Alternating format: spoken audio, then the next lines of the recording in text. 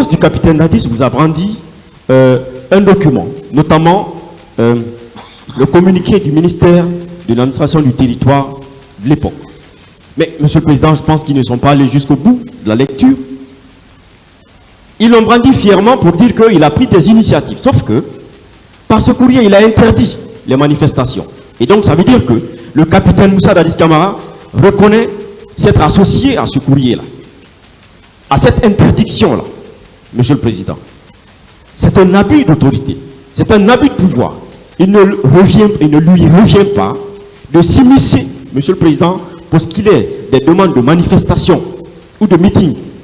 Il est au perché. C'est lui le chef de l'État, le président. Ce n'est pas à lui de gérer ces situations-là. Les mairies sont là pour ça. Et en dernier ressort plus tard, peut-être le ministre, effectivement, de l'administration du territoire, mais non le président. Aussi, Monsieur le Président, ce jour, il était très furieux. Il a poussé, Monsieur le Président, ses gardes à aller au stade. On se limite à dire non, il n'a pas instruit à quelqu'un d'aller. Mais avec l'abus d'autorité, avec ce comportement, Monsieur le Président, il a poussé. Il a provoqué ces faits-là. Il attendait d'eux qu'ils partent. Il en est ainsi de beaucoup d'entre eux, Monsieur le Président, qui, de par leur position, ont conduit leurs subordonnés à aller poser ces actes-là. Monsieur le Président, nous avions, moi personnellement, beaucoup de choses à dire, mais compte tenu du temps, et nous comprenons, d'ailleurs, je renouvelle mes remerciements au tribunal, je me limite là, et je vous remercie. Merci, Monsieur le Président, de nous permettre de rapidement présenter des répliques sur des points précis, comme vous l'avez d'ailleurs indiqué. Moi, j'aimerais tout simplement, Monsieur le Président, revenir sur la question de la banalisation des violences sexuelles et sur un certain nombre de propos qui ont été tenus dans cette salle d'audience qui, à mon avis, au-delà de ce procès, est un temple du savoir. Temple du savoir parce que le monde entier nous regarde. Temple du savoir parce que tout ce que nous faisons aujourd'hui va certainement susciter des vocations demain. Et nous l'espérons pour les générations futures parce que la justice a un rôle central dans le développement d'un pays. C'est pour cette raison, Monsieur le Président, que nous nous inscrivons, en tout cas nous nous portons totalement en faux contre le fait de dire que des femmes ou en tout cas des victimes de violences sexuelles d'une façon générale ne peuvent pas être porteurs de VIH au bout de quelques jours après une violation ou une agression sexuelle. Monsieur le Président, dans le monde aujourd'hui, il existe ce qu'on appelle un protocole de prise en charge médicale, qui en fait est un protocole que l'on appelle holistique. Holistique dans la mesure où il tient compte des plaies ou en tout cas de l'aspect physique de la personne qui est en face du médecin, mais il tient compte également de l'aspect psychologique. Et l'aspect physique ne se limite pas simplement aux blessures que la personne a. L'aspect psychologique vient en renfort du traumatisme que la victime peut avoir subi. Mais au-delà de tout ça, Monsieur le Président, aujourd'hui, sur le plan international, dans tous les pays au monde, vous avez ce qu'on appelle un protocole qui permet à la victime, chaque fois qu'elle est devant un médecin, la première chose à faire est de lui administrer des antirétroviraux. On appelle ça des ARV. Les ARV sont des médicaments que l'on prend pour éviter une infection sexuellement transmissible. Et ça, c'est pas de la rigolade, c'est pas du jeu. On ne le dit pas ici dans cette salle d'audience parce qu'on a envie de plaire à des gens ou parce qu'on a envie d'être pris en mal dans la souffrance des victimes. On le dit simplement parce que sur le plan scientifique, c'est une réalité. L'autre chose, Monsieur le Président, parce que j'ai pas envie d'être long, c'est qu'il a été dit dans cette salle d'audience qu'il existerait des statistiques qui vous disent que des filles guinéennes ne seraient pas vierges à près de 13 ans. Et nous pensons que ces propos sont des propos qui sont d'une perversité intellectuelle. Perversité intellectuelle parce que tout simplement, on ne peut pas de toute façon donner de la valeur à un individu par rapport à son statut de virginité ou pas, mais on ne peut pas parler de ça dans l'ensemble de la population guinéenne de cette façon-là, dans cette salle d'audience. Ce n'est pas acceptable. On a également relevé, Monsieur le Président, qu'on nous a dit ici que certaines femmes n'ont pas subi de viol parce qu'elles avaient un certain âge. Monsieur le Président, aujourd'hui, la Guinée, vous prenez les jurisprudences même de nos juridictions au fin fond du pays, vous vous rendrez compte que des femmes d'un certain âge subissent des agressions sexuelles. Et ça, je pense que vous, en tant que magistrat aguerri, nous n'avons pas besoin de venir vous brandir des statistiques par rapport à ça. Et nous vous demandons, Monsieur le Président, tout simplement de tenir compte de cela, que ces victimes de violences sexuelles ont besoin de prise en charge médicale, elles ont besoin de prise en charge psychologique, et on appelle ça d'ailleurs une prise en charge psychosociale, parce qu'elles vivent avec un traumatisme et elles vivent dans la peur. Vous vous rappelleriez, Monsieur le Président, que devant votre juridiction ici, une des victimes vous a dit qu'elle a eu un accident parce qu'elle avait quitté la Guinée, elle était allée dans un autre pays, simplement parce qu'elle avait vu des hommes habillés en tenue de policiers. Elle a eu une fracture ouverte et il lui a fallu plus d'1 an pour guérir de cette souffrance. Parce que ça, c'est le traumatisme qu'elle a subi. Donc, Monsieur le Président, nous nous arrêtons là et nous espérons tout simplement que tout ce que nous avons développé ici vous servira de lumière lorsque vous allez entrer dans le secret de vos délibérations.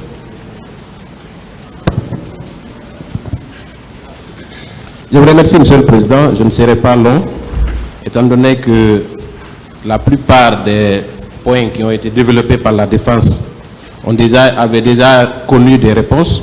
Mais je voudrais m'attarder sur un point. Monsieur le Président, au début de la plaidoirie de la défense, nous attendions avec sérieux et curiosité cette plaidoirie qui, la défense, pendant des mois, avait annoncé une bombe atomique d'arguments qui ont laissé entendre qu'il n'y aurait rien dans l'accusation.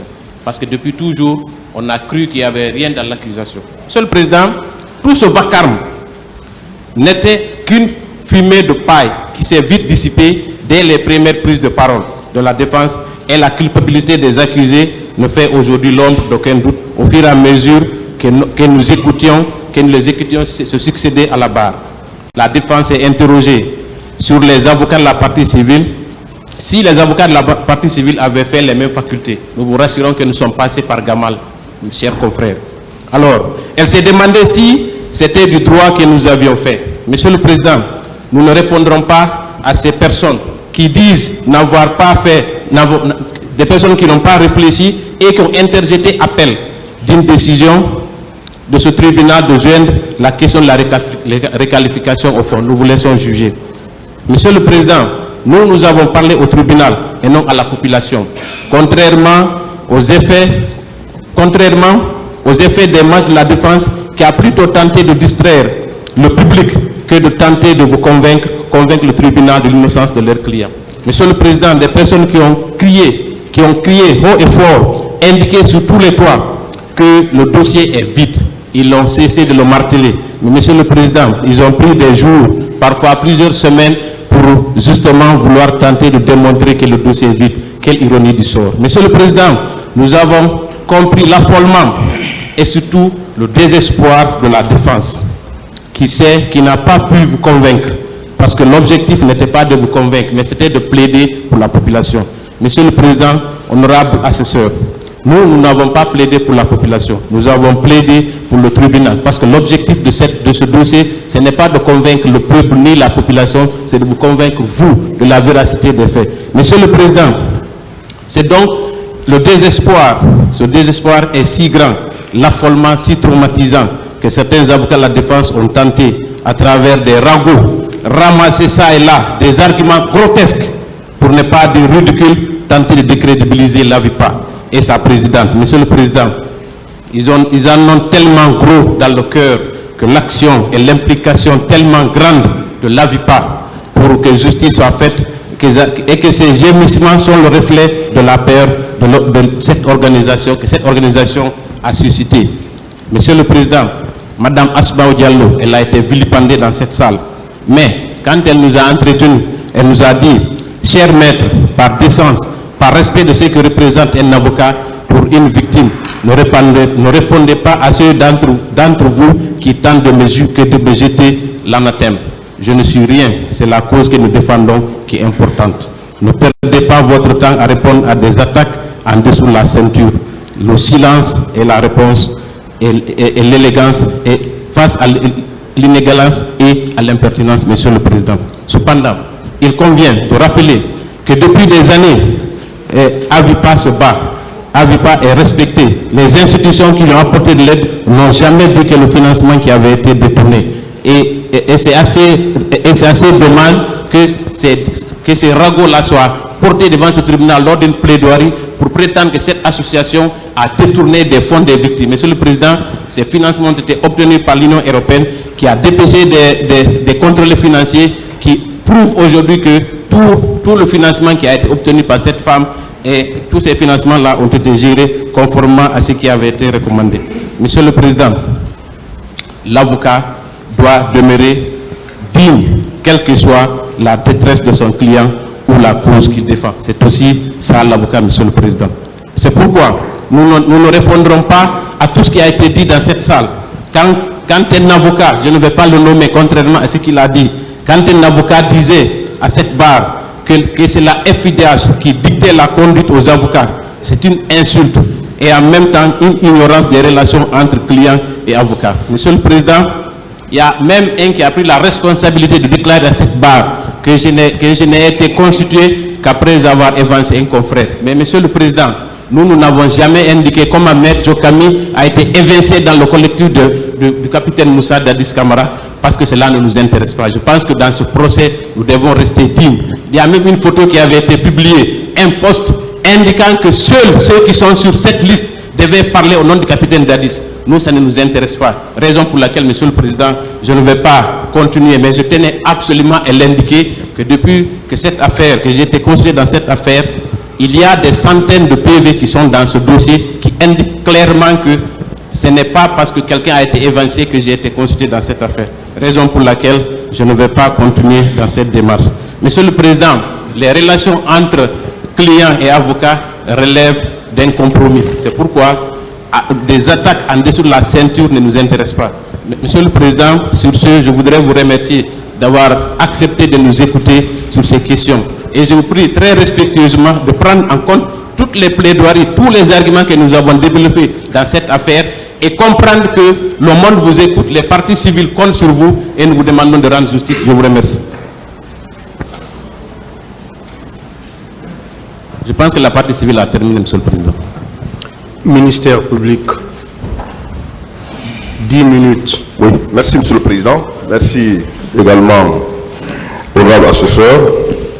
Monsieur le Président, le ministère public reprend la parole pour répliquer par rapport à des points précis. Monsieur le Président, ces points n'intéressent que le droit, puisque nous n'allons pas nous mettre à répondre à tout ce qui a été dit ici sur les personnes qui composent le ministère public, Monsieur le Président. Monsieur le Président, il a été dit à la défense que les jurisprudences qui ont été développées par le ministère public, que c'est des jurisprudences, Monsieur le Président, qui sont inopportunes. Et, Monsieur le Président, je voudrais rappeler que la jurisprudence, Monsieur le Président, dans son sens exact, c'est les manières par lesquelles les juridictions ont eu à régler les affaires. C'est ce qu'il faut comprendre. Et dans ce cas d'espèce, Monsieur le Président, les jurisprudences que nous avons invoquées, c'est des jurisprudences qui résultent de l'examen des affaires qui ont été pendant devant les juridictions internationales. Et lorsqu'on vous dit également, Monsieur le Président, que les jurisprudences que nous avons invoquées, c'est des jurisprudences qui ne règlent pas la question de requalification, je voudrais rappeler que ce n'est pas les jurisprudences qui règlent la question de requalification que nous avons invoquée, mais c'est des jurisprudences, Monsieur le Président, qui règlent les infractions qui sont soumises devant les juridictions internationales. Et le crime contre l'humanité, Monsieur le Président, est une infraction qui a été soumise devant ces juridictions internationales, et ces juridictions internationales ont rendu des décisions, Monsieur le Président. Et également, il faudrait que la défense comprenne que la question de la jurisprudence, Monsieur le Président, que nous avons invoquée, ou les jurisprudences que nous avons invoquées, c'est pour vous dire à votre tribunal que le règlement des crimes, le jugement des crimes, ce n'est pas un jugement inédit. Ça a été fait ailleurs, et c'est pourquoi nous avons cité ces jurisprudences, Monsieur le Président. Également, au niveau de la défense, ils ont parlé de l'inégalité des peines. L'inégalité des peines pour dire que et il y a un traitement de faveur, puisqu'il y a des accusés qui ont été condamnés, dont les peines ont été requises, qui ne sont pas les mêmes peines que les autres accusés, Monsieur le Président. Et hier, Maître, je ne vais pas trop retarder sur la question, puisque Maître Lassiré l'a clairement débattu hier, et il a invoqué même les dispositions de l'article 92 du Code pénal, Monsieur le Président, qui parle de l'individualisation de la peine. Et Monsieur le Président, à la lecture de ces dispositions pertinentes du Code pénal, l'article 92, l'individualisation se base sur deux critères fondamentaux. Le premier critère, c'est les circonstances qui entourent l'infraction dans sa commission. Deuxièmement, il y a la personnalité de son auteur. Monsieur le Président, ce sont les critères qui rentrent dans l'individualisation de la peine, sans pour autant, pour des impératifs de temps, je ne vais pas relire cette disposition, mais ce qu'il faut retenir, dans le cas de l'individualisation de la peine, ce sont les circonstances de l'infraction dans sa commission et également la personnalité de l'accusé. Et c'est sur la base de ces critères, nous avons requis, conformément aux faits poursuivis à l'encontre de ces accusés, et nous savons que votre tribunal aussi a le pouvoir de le faire. Monsieur le Président, autre point, c'est par rapport aux crimes contre l'humanité. Il a été dit de l'autre côté, Monsieur le Président, que les crimes contre l'humanité ne peuvent être commis qu'en temps de guerre. Et ce qui laisse croire qu'en seulement en temps de guerre, on peut commettre les crimes contre l'humanité.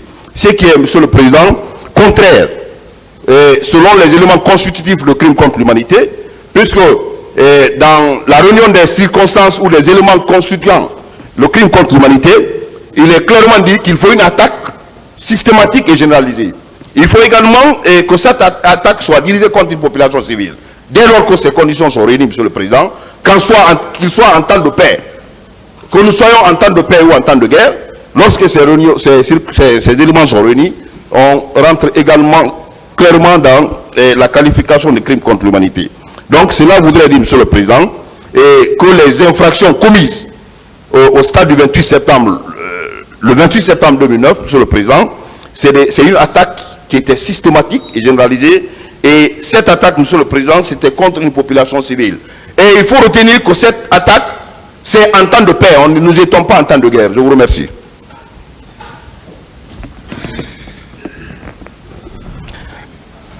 Merci, Monsieur le Président. Honorables assesseurs, et puisqu'il faut aller rapidement, on a parlé ici de la prescription de l'action publique et ainsi que de la prescription de l'action civile. Monsieur le Président, l'article 3 du Code de procédure pénale est clair là-dessus. En matière de crime, l'action publique se prescrit par 10 ans à compter du jour où le crime a été commis.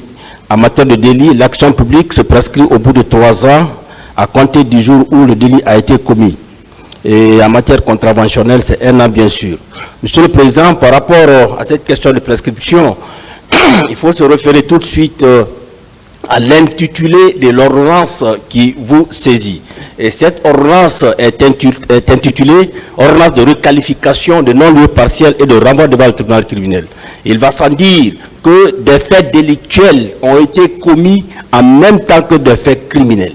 Et dès lors que le tribunal criminel est saisi, ce tribunal-là est compétent pour examiner les faits délictuels qui ont fait l'objet de renvoi devant lui. Et ce qui a été fait, Monsieur le Président, et puisque dans l'ordonnance, il y a des faits délictuels qui sont visés, les faits criminels sont visés, vous êtes là, vous êtes en formation criminelle, Monsieur le Président, vous avez bel et bien la compétence de juger ces affaires criminelles, délictuelles-là. Et il a été dit que les faits délictuels sont prescrits et qu'il y a un temps qui s'est écoulé entre le dernier acte d'instruction et l'évocation de l'affaire devant ce tribunal-là. Ce qui est évident, Monsieur le Président, c'est que la Cour suprême a rendu son arrêt et dès que la Cour suprême a rendu son arrêt, il ne s'est pas passé plus de 10 ans pour que l'affaire connaisse sa première évocation devant ce tribunal. Ça veut dire, Monsieur le Président, qu'il n'y a pas de prescription. Vous avez bel et bien la compétence d'examiner cette affaire-là. Ensuite, on revient sur la requalification. Et on en a toujours parlé, Monsieur le Président. Ce qui est évident, c'est que dans cette affaire, il faudrait bien qu'on aille à la requalification. La requalification n'a autre but que de restituer aux faits, dont l'examen est soumis au tribunal, leur véritable qualification. Et dans cette démarche procédurale, Monsieur le Président, et comme il a été déjà rappelé par nos soins le 4 mars 2024, le tribunal n'a nullement l'obligation de demander à l'accusé s'il accepte d'être jugé pour les nouveaux faits susceptibles de lui être reprochés et non visés dans l'acte de saisine. L'essentiel est que l'accusé ait été mis à mesure de se défendre sous la nouvelle qualification envisagée. Or, Monsieur le Président, les accusés ici présents ont eu la possibilité de se défendre. Parce que lorsque nous avons soulevé la question de requalification, ici le 4 mars 2024, les avocats de la défense ont demandé un renvoi afin de répondre à cette réquisition-là. Ils ont eu 2 semaines, Monsieur le Président, ils ont fait des conclusions écrites.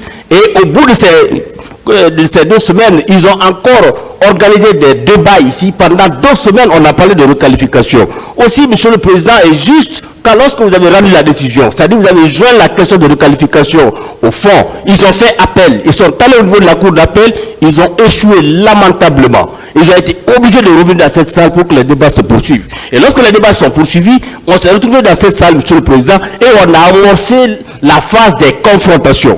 Et au cours de cette phase des confrontations, des questions ont été posées aux accusés, allant dans le sens de la nouvelle qualification envisagée. Et parmi ces questions, Monsieur le Président, nous avons naturellement qui était le commandant du régiment. La réponse à cette question, Monsieur le Président, va dans le sens de la nouvelle qualification. Qui commandait la garde présidentielle? En sa qualité de commandant du régiment, Toumba vous rendait-il compte? Est-ce que c'est le président Dadis qui avait habillé les hommes qui s'étaient rendus au stade? Est-ce que Gono Sangaré avait une garde parallèle qui avait embarqué des armes dans des camions? Est-ce que le président Dadis a été le concepteur, le planificateur et l'exécuteur des massacres? Au stade, est-ce que Toumba a dit à Marcel, qui vous a dit de tirer?